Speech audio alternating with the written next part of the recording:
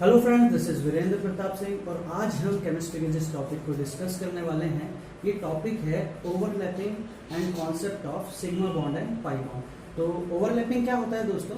तो जो atomic orbitals होते हैं, एस ऑर्बिटल, पी ऑर्बिटल, जब ये एटॉमिक ऑर्बिटल्स आपस में मिल जाते हैं, इनके मिलने की प्रोसेस कहलाती है overlapping. The process of partial merging of atomic orbitals is known as overlapping।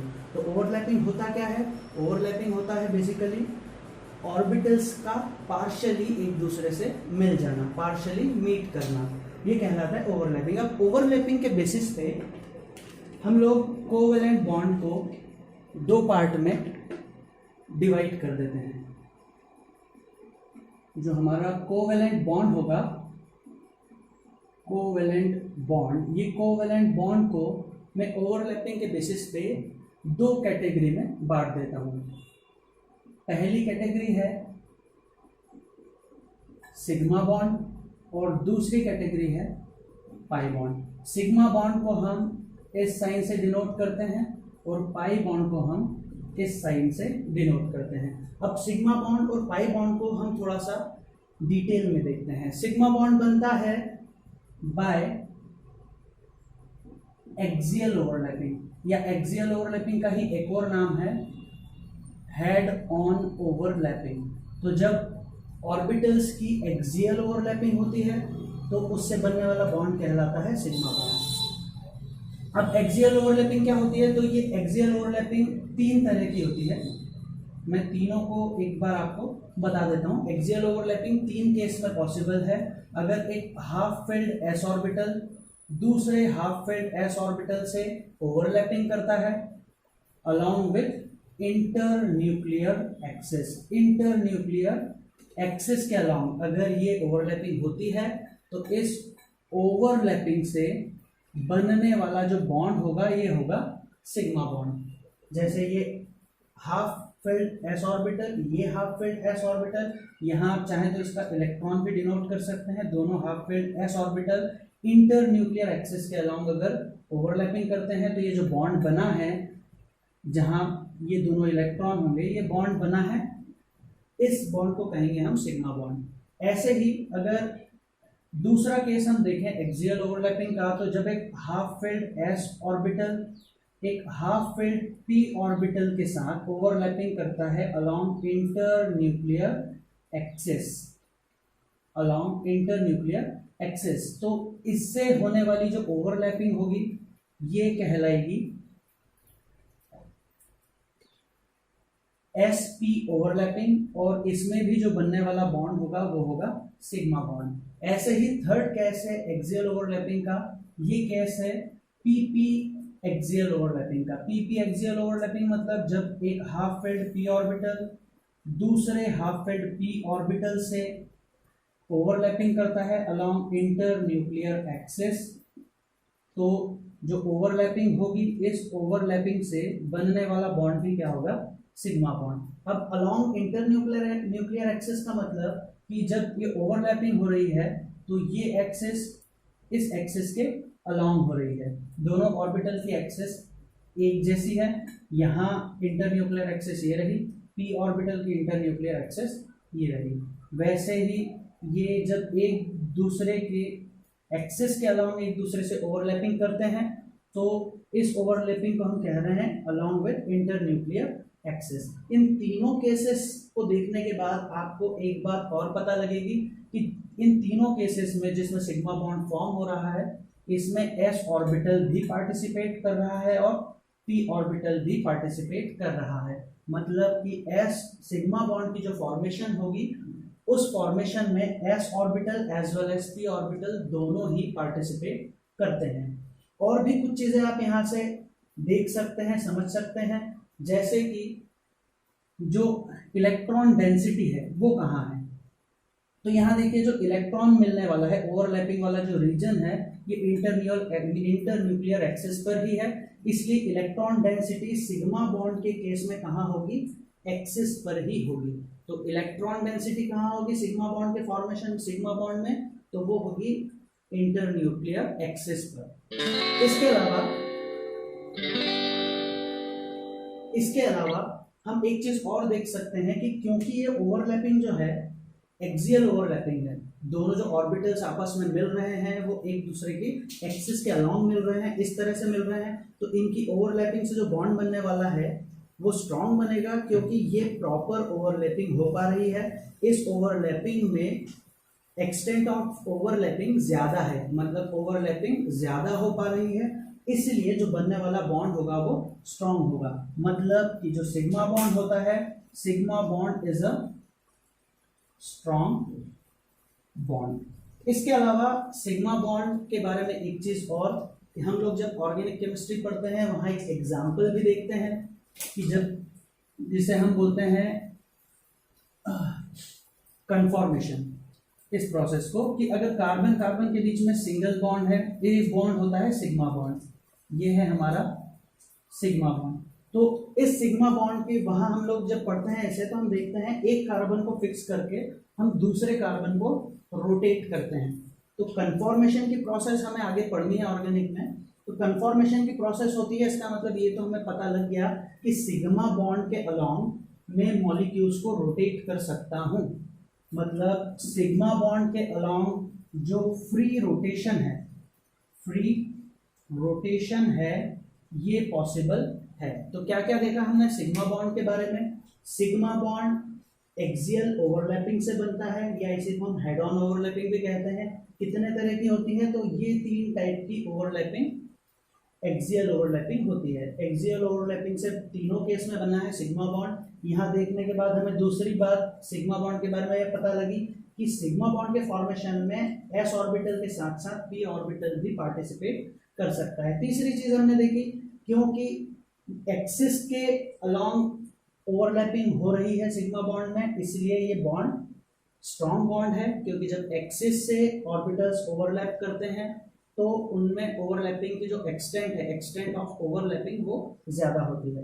इसके अलावा हमने चौथा पॉइंट देखा कि जब सिग्मा बॉन्ड के अलोंग हम फ्री रोटेशन कराने की कोशिश करते हैं तो इजीली हो जाता है, तो इसके अलोंग फ्री रोटेशन पॉसिबल है। एक चीज और, सिग्मा बॉन्ड अकेला भी प्रेजेंट हो सकता है किसी कंपाउंड में, और अपने साथ पाई बॉन्ड को भी फॉर्म कर सकता है। मतलब सिग्मा बॉन्ड अकेला भी मिल सकता है आपको किसी कंपाउंड में, और पाई के साथ भी मिल सकता है। आइए हम देखते हैं पाई बॉन्ड के बारे में। अब पाई बॉन्ड कैसे बनता है दोस्तों? तो पाई बॉन्ड जो बनेगा, जैसे सिग्मा बॉन्ड एक्सियल ओवरलैपिंग से बनता है, उसी तरह पाई बॉन्ड जो है वो बनता है साइड वाइज ओवरलैपिंग से। साइड वाइज ओवरलैपिंग, या इसी का एक और नाम है लैटरल ओवरलैपिंग। अब साइड वाइज ओवरलैपिंग या लैटरल ओवरलैपिंग क्या होता है? तो इसका एक ही केस है, जब 2p ऑर्बिटल इस तरह से ओवरलैपिंग करें कि उनकी जो इंटर न्यूक्लियर एक्सिस है वो एक दूसरे के पैरेलल हो।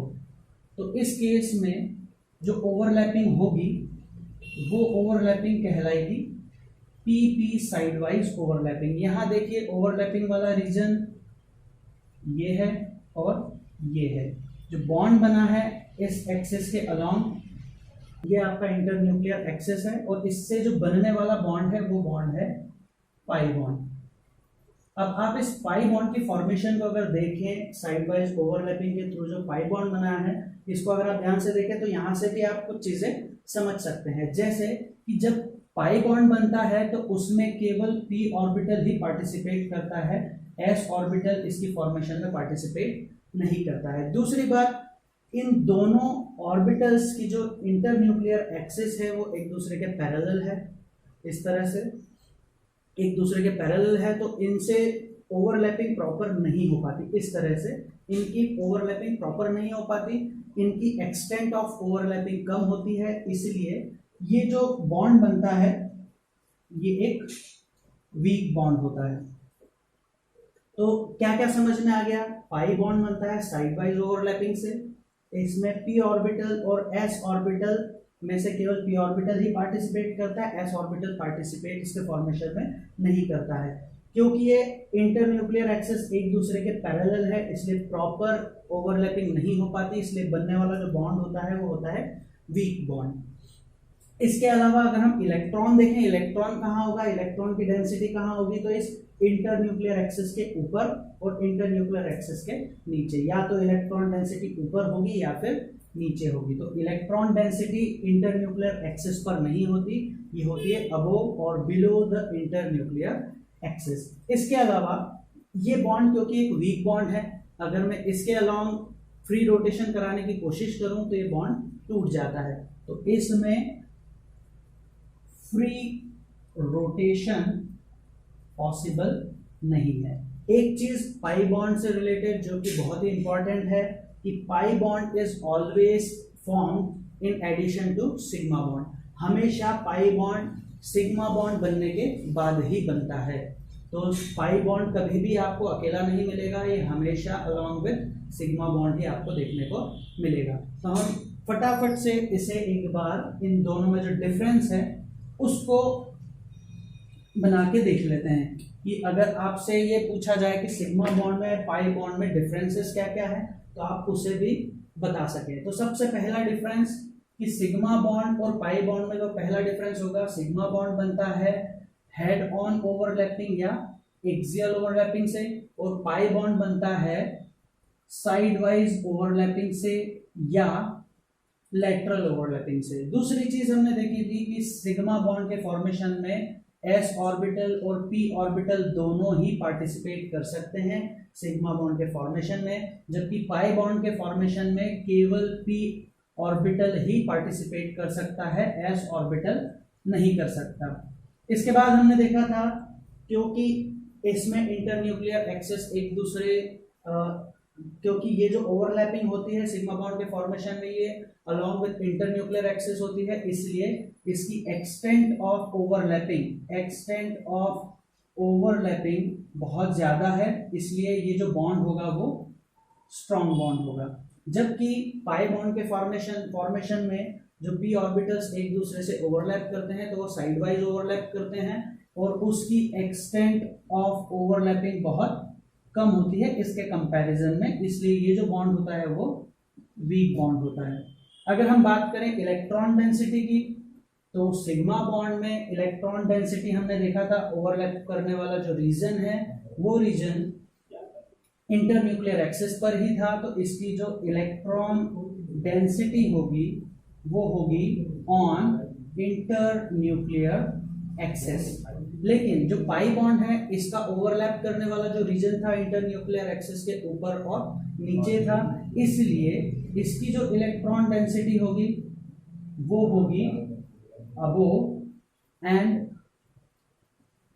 Below internuclear axis. इसके अलावा दो पॉइंट हमने और पढ़े थे, एक पढ़ा था हमने फ्री रोटेशन का कि सिग्मा बॉन्ड तो हम जानते हैं, आगे हम कन्फॉर्मेशन में पढ़ेंगे भी सिग्मा बॉन्ड के अलोंग फ्री रोटेशन, तो इसके अलोंग फ्री रोटेशन जो है वो पॉसिबल है, जबकि इसके अलोंग फ्री रोटेशन पॉसिबल नहीं है।